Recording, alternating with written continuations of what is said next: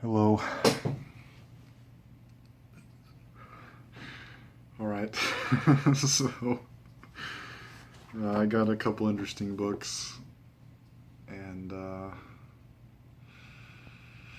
I'll talk about them. So, first one here is by a Brazilian author, Mário de Andrade, The Hallucinated City. It was published in the early 1920s, 1922, the year of modern art. And this guy was, as far as I can gather, known as the main modernist in Brazil. He wrote the preface to this collection is called The Extremely Interesting Preface. And he kind of gives an idea of the modernist poetics that he was practicing.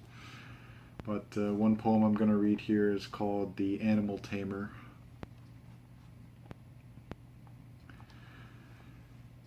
Around the avenue, trolley 3, asphalts, vast high fountains of dust, beneath the harlequinate of the sky, gold, pink, green. The intricate ordures of urbanism, Manueline fillets, baldnesses of Pennsylvania, outcries of Gothicism, ahead the sprinklers, where a sorcerer's sun is shattered in a Persian triumph of emeralds, topazes, and rubies, languid Botticellis reading Henry Bordeaux in the dragonless cloisters of the towers. Mario, pay a penny. There are 5 on the bench, 1 white, 1 knight, 1 gold, 1 consumptive grey, and Mario. Solicitudes, solicitudes. But, behold, O my eyes longing after yesterdays, that enchanted spectacle of the avenue, revive, O ancestrally Paulista gauchos, and O horses of blood-red rage. Oranges, oranges, oranges, avocados, cambucas, and tangerines. Guardate at the applause of the whizzing clown, heroic heir of that lordly race of pioneers. An immigrant son elegantly passes by, blondly taming a motor car.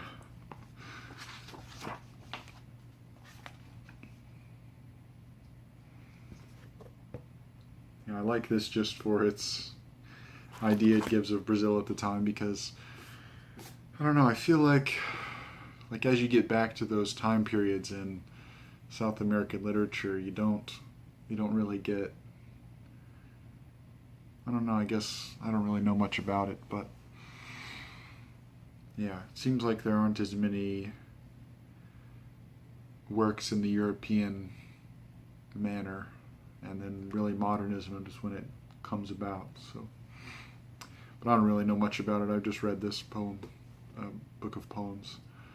But I do like it quite a lot. Unfortunately, really a lot of those Brazilians aren't published.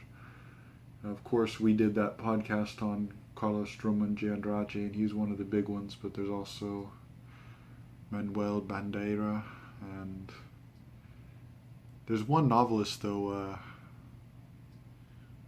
I'm just going to say it like in Spanish, Jorge Amado, The Sea of Death. I tried to get it at my library, but someone must have stole it, so that's that. And then also from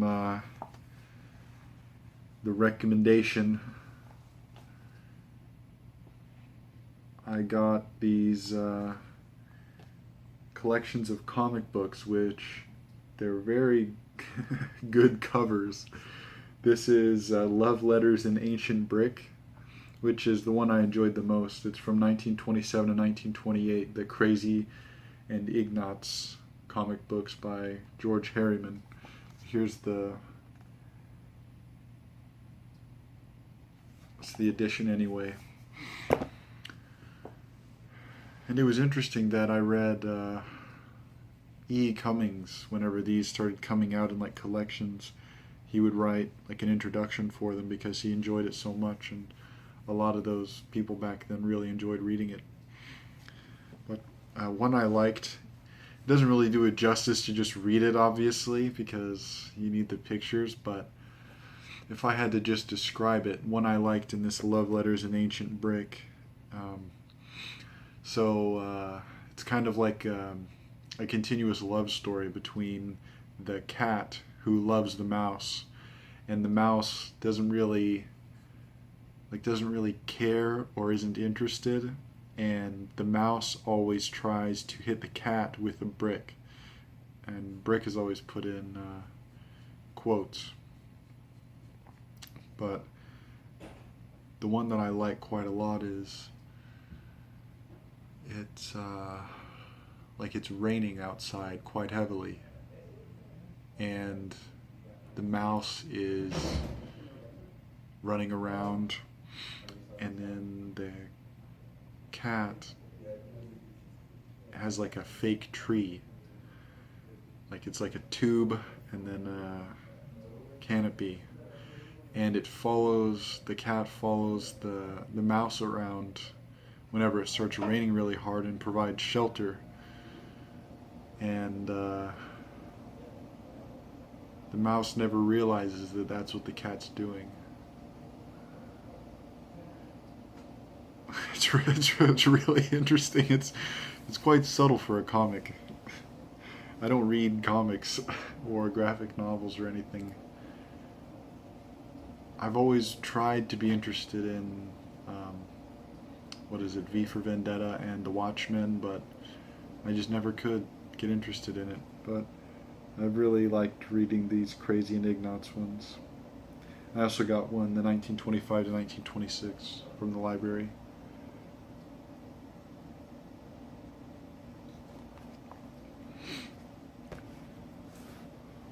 And one odd thing that happened the other day, I was at work and just giving someone change, and I couldn't believe it because I found a coin from Germany in 1972.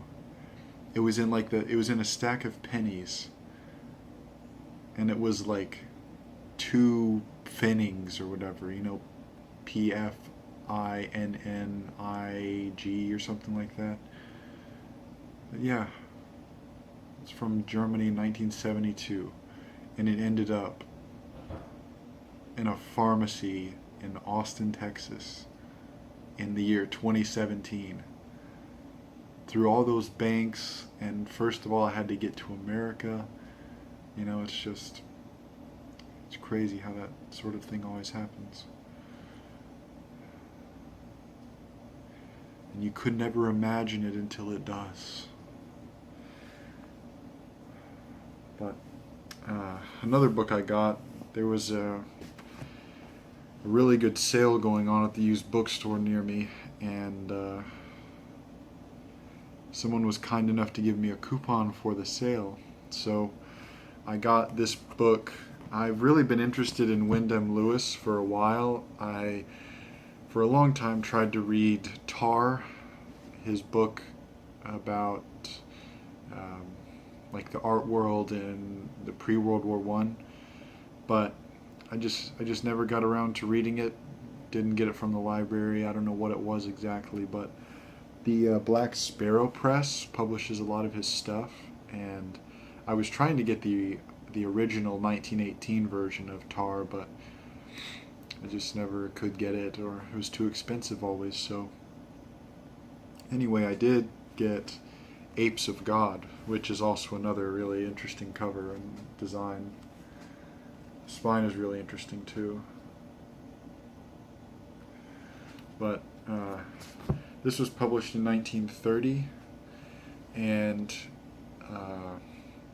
it has a good writing style. That's what interested me most. I didn't know anything about it when I found it in the bookstore. It was in their rare books section, which I guess it is somewhat rare, but yeah, it was in the rare book section, and I just picked it up because I knew Wyndham Lewis, and he pumped out a ton of books, and Black Sparrow Press publishes, I think, all of them, because sometimes I'll go to just random libraries or bookstores and just see tons of just random books published by him, and I can't really distinguish them just by titles and reading the first couple pages or reading the back.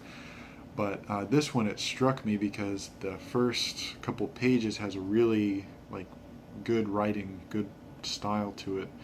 And then I also read on the back, and then I looked it up on Wikipedia, and the basic idea of it is it's a satire of the 1920s art scene in London, and I think just elsewhere in Europe. But it talks about James Joyce, talks about Proust, of course under different names, but I thought it would just be interesting, even if this book is not, I don't even know, I wouldn't even say that, never mind. That would be stupid. But, you know, even if this book isn't like some sort of revelatory experience, at least you could get an idea of a fairly intelligent guy who was, you know, in his 40s during the 1930s, or 1920s, I mean. And, yeah, you could read a 600-page book about the 1920s, you know, as it was lived. But it kind of reminded me, when I read the first couple pages, of Darkenville's Cat, which I haven't read all of, but I've read a sizable chunk. But it's that sort of, it's really an extravagant style, like the imagery used, and also I just realized it talks about a cat in the very beginning. I guess I can read the first page, why not, or at least part of it. So this is called Apes of God, the prologue. Oh dear Mabel. A cat, like a beetle, goose-stepped with eerie convulsions. I thought it was convulsions out of the night. Okay. Let me restart. Sorry. A cat, like a beetle, goose-stepped with eerie convulsions out of the night cast by a cluster of statuary. From the recesses of the entrance hall, a maid with matchless decorum left a door silently. She removed a massive copper candlestick. She reintegrated the gloom that the cat had left. The cat returned with the state of a sacred dependent into the gloom. Discreet sounds continually rose from the nether stairhead, a dark whisper of infernal presences. The antlers of the hall suggested that full-busted stags were embedded in its substance. A mighty canvas contained in its bronze shadows an equestrian ghost, who otherwise might have ruffled the empty majesty of the house with confusing, posthumous activity. I like that phrase, confusing, posthumous activity. But, yeah, so that was pretty neat. And then, lastly, I can't remember. Oh yeah, there's a list of modernist novels on Wikipedia, and I just was looking through all of them, and I found this interesting one written by Mary Butts, called Armed with Madness. And she was in that modernist group with, I mean, all the people over in England. And I think she was fairly well known at the time, but she died quite young. You know, was born in 1890, died in the 30s, and isn't famous now. I think she just got reprinted in the 90s, and it's expensive to buy her books now, but I was able to find it at the library. And I just read the first couple pages of this also. And it's very interesting. So this is the front page. Armed with Madness is the title, and then there's like a little quote under it. Armed with madness, I go on a long voyage. And I'll just read the first paragraph because it's pretty interesting. It has some good images. In the house in which they could not afford to live, it was unpleasantly quiet. Marvelously noisy, but the noises let through silence. The noises were jays, bustling and screeching in the wood, a hay cutter, clattering and sending up waves of scent, substantial as sea waves, filling the long rooms as the tide fills a blowhole, but without roar or release.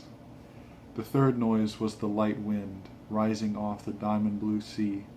The sea lay 3 parts round the house, invisible because of the wood. The wood rose from its cliff point in a single tree, and spread out inland in a fan to enclose the house. Outside the veranda, a small lawn had been hollowed, from which the wood could be seen as it swept up, hurrying with squirrels, into a group of immense ilex, beech, and oak. The lawn was struck with yuccas and tree fuchsias, dripping season in, season out, with bells the color of blood.